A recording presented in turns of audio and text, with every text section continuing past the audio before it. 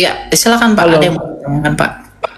Iya, saya ada beberapa pertanyaan, tapi kita mungkin singkat aja karena ada beberapa pertanyaan. Pertama, saya mau tanya tentang apakah Yesus adalah Isa? Tapi kalau menurut saya sih bukan ya. Itu dulu deh, coba jawab. Yesus adalah Isa atau bukan? Isa yang di mana dulu? Isa, kalau menurut Islam kan Nabi Isa adalah Isa Yesus. yang di mana? Ya, kita tidak kenal Nabi Isa itu siapa. Kita tidak Oke, tahu itu berarti siapa. berarti kayak ada kemarin dulu kan ada namanya hari perayaan kenaikan Isa Al-Masih ya. Berarti itu bukan kenaikan Yesus Kristus ya? Ya, Yesus dan Isa itu secara ponetik itu sama. Tapi pribadinya itu berbeda kalau dibandingkan dengan kitab sucinya mereka. Yesus itu adalah Isa. Yesus adalah Isa. Karena Yesus nama Indonesia dari Yunani, sedangkan Isa itu nama penyebutan orang Syria. Tapi pribadinya tetap kepada Alkitab. Sama seperti Jono. Jono di Indonesia disebut dengan Joko di Kalimantan. Kalau pribadinya sama mah nggak apa-apa. Tapi kalau namanya sama, pribadinya berbeda ya nggak sama. Jono di Kalimantan dengan Jono di Jakarta itu kan beda orang. Gitu. Jadi bedakan persamaan nama dan persamaan pribadi. Kalau disandingkan dengan iman abad ke-7, itu tidak sama pribadinya. Persamaan nama saja, pribadi tidak sama. Karena pribadi di kita tersalib, kalau di mereka diserupakan. Pribadinya kita lahirnya di Bethlehem, mereka di bawah pohon korma. Itu pohon korma yang nggak jelas di mana pohon korma itu ada. Ya, Yesusnya kita, Isanya kita itu lahir dari Maria, dari Yehuda. Ya, Isanya mereka lahir dari Maryam, dari Lewi karena saudara Harun. Ya, Oke, berarti berbeda tidak jelas sama. ya. Oke, tidak sama, bagus. Oke, pertanyaan kedua, saya sering banget melihat bagaimana Yesus kita, raja kita dihina, gereja kita dihina. Terus saya sebagai pengerja juga di gereja, saya kadang-kadang suka ya sudahlah, ngapain kita nggak bela Tuhan, Tuhan kita nggak perlu dibela. Tapi banyak sekali juga anak-anak Tuhan yang lain juga tetap kita harus bela, kadang-kadang juga ada yang seperti itu. Sebenarnya kita perlu ngebela nggak sih, dalam arti kita kayak ya menjelaskan sebenarnya kita nggak punya kapasitas itu, seperti kalau Bro Eria kan punya kapasitasnya dengan ilmunya. Nah, kalau dari saya sendiri saya rasa nggak perlu kita kayak contohnya kemana ada video di mana satu klub di negara mana saya lupa, Jepang kalau nggak salah, yang ada menggunakan temanya tema Kristen, jadi ada salibnya, jadi kayak gereja, tapi itu dijadiin klub, boleh ngerokok, boleh minum. Nah di situ justru yang kepanasan, yang marah-marah malah umat Islam, yang komen yang seolah-olah kayak, ayo anak orang Kristen kenapa nggak marah-marah sih, kok nggak mau ngebela, kok malah diem aja, kok malah santai aja gitu. Ya coba saya mau tahu intinya dari pertanyaan saya ini adalah apakah kita perlu untuk membela Tuhan kita yang dihina gitu. Ya, membela Tuhan kalau untuk membantu dia agar dia dimuliakan, itu nggak perlu. Membela dia agar dia memiliki apa yang dia tidak miliki, itu nggak perlu, karena semuanya milik dia. Bahkan dirimu sendiri dan saya ini miliknya dia. Saya tidak berhak mengklaim bahwa saya ini adalah milik saya. No. Ya, jadi kalau membela untuk memberikan sesuatu kepada Tuhan, atau kita membela karena motivasi dia tidak kuat, dia kurang kuat, atau dia kurang cerdas, dia kurang pandai, tidak perlu. Tapi pembelaan dalam iman kekristenan dimaksudkan apa? Untuk menguduskan namanya. Karena doa Kristus adalah, Bapa kami yang di surga, dikuduskanlah namamu. Jadi pembelaan kita kepada iman kekristenan itu adalah untuk menguduskan Kristus dan karyanya, agar orang yang bisa diselamatkan itu tidak terhambat oleh karena tuduhan-tuduhan liar orang lain.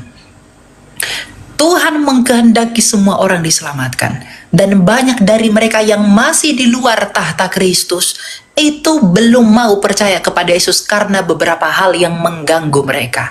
Maka pertanggungjawaban iman itu dimaksudkan untuk menjawab kesalahpahaman mereka, agar mereka tidak terlambat dan tidak terhambat masuk kepada Kristus. Jadi apologetika itu bukan untuk membela Allah karena dia kurang mulia. Tapi apologetika itu adalah untuk kita dijadikan alat membawa jiwa-jiwa ini kepada dia untuk dan demi kemuliaannya. Itu maksud apologetika. Jadi apologetika itu adalah untuk menguduskan Kristus dan karyanya dari tuduhan-tuduhan yang liar mengenai dia. Bukan untuk membela dia dalam pengertian harus begini, enggak. Salib dipijak-pijak orang, salib dibalik-balikkan orang, itu urusannya.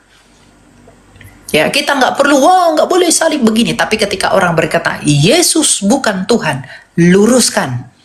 Kenapa? Itu untuk membawa orang agar tidak tersandung kepada siapa Kristus yang sesungguhnya. Ya, mau mereka bakar gereja, ya, mau mereka injak-injak gereja, injak-injak gambar Yesus, silahkan, itu urusan mereka. Tapi ketika mereka berkata Yesus bukan juru selamat, kamu harus menjawab itu. Kenapa? Agar orang tidak tersandung oleh karena tuduhan itu kalau kita tidak menjawab. Jadi bedakan pembelaan itu dalam pengertian makna dan konteks yang seperti apa. Ya, dia nggak perlu diapa-apain, dia udah mulia, dia yang udah empunya segala sesuatu. Bukan dia yang butuh kamu, kita yang butuh dia. Ya, jadi karena kita butuh dia dan di dalam syukur itu kita berapologia, menguduskan namanya melalui apa? Apologetika dan pengajaran. Itu esensi apologetika. Menguduskan gereja. Oke, Bro Elia. Nah, saya ngerti. Tapi apakah semua anak Tuhan? Semua. Bukan cuma yang punya. Rasul Petrus mengatakan hendaklah kamu itu kepada siapa? Kita semua. Jadi orang Kristen itu harus berapologia. Masa kamu menerima yang enak-enak saja tapi kamu tidak mau bersyukur kepada Allah? Mempertanggungjawabkan apa yang kamu imani. Ketika orang menuduh itu Yesusmu itu bukan Tuhan, tapi kamu tahu, tapi kamu tidak mau jawab, di mana kasihmu kepada Allah? Kasihmu kepada Allah membiarkan Allahmu disalahpahami. Itu bukan kasih. Jadi semua orang Kristen wajib dan harus berapologetika. Tapi dengan berbagai cara. Kalau cara saya itu eksklusivisme. Ada yang inklusif. Ada yang dengan cara-caranya orang itu ada berapologetika. Tapi ketika orang menyatakan sesuatu yang salah mengenai imanmu, kamu harus jawab itu. Kalau dia tidak mau jawab, berarti dia bukan orang beriman. Oke, Kak Elia, pertanyaan para rasul itu memberi jawaban untuk semua. Oke, saya sudah paham. Oke, Kak Elia, pertanyaan terakhir saya adalah, Kak Elia ini statusnya evangelis, PDT, PDM, atau saya tidak punya status apapun. Karena saya bukan orang teologia. Saya orang bisnis. Saya kuliah bisnis. Tapi saya merasa saya berapologetika karena saya bersyukur kepada Dia yang hidup. Jadi apologetika saya itu bukan karena saya terbebani, tapi karena saya merasa bahwa saya perlu berapologetika untuk mempertanggungjawabkan iman saya secara pribadi untuk tuduhan yang publik. Jadi apologetika saya adalah pertanggungjawaban iman saya secara pribadi kepada publik atas tuduhan orang mengenai iman saya yang juga kepada publik. Gitu. Kenapa? Jadi saya kalau Kak Elia merasa pendeta. Saya Kak Elia kan ngerasa kayaknya saya merasa Kak Elia punya kayak punya PR nih dari Tuhan ya, karena nggak semua orang punya dedikasi seperti ini. Kenapa Kak Elia nggak benar-benar mendalami lagi, maksudnya ya mengikuti prosedur yang ada, lalu ya Kak Elia bisa maju lebih lagi menjadi berkat, misalnya belajar teologi lalu mendapatkan ya itulah sebagai penamaan apa pendeta atau apa, sehingga bisa bicara di gereja-gereja lalu menjadi berkat juga kan buat anak Tuhan lainnya. Ya, itu kedaulatan Tuhan. Kalau Tuhan mau demikian maka demikian, tapi kalau Tuhan nggak mau begitu ya nggak usah. Saya begitu saja. Melayani tidak harus dengan gelar pendeta. Rasul Paulus tidak ada gelar MTH, STH. Petrus nggak ada gelar MDiv, pester itu nggak ada gelar. Tapi mereka orang-orang yang dipakai Tuhan dengan hebat. Kualitas argumentasimu bukan dinilai dari gelarmu, tapi dinilai dari apa? isi dan substansinya. Apa yang kamu sampaikan? Banyak orang punya gelar, tapi mengatakan Yesus lebih rendah dari Bapa. Banyak orang punya gelar, ada keselamatan di luar Yesus. Banyak orang punya gelar, titelnya tinggi-tinggi, mengatakan orang di luar Kristus pun selamat. Gelarnya begitu tinggi, titelnya berkata Roh Kudus itu istri saya. Oke. Kadang titel itu membuat kita jadi begitu.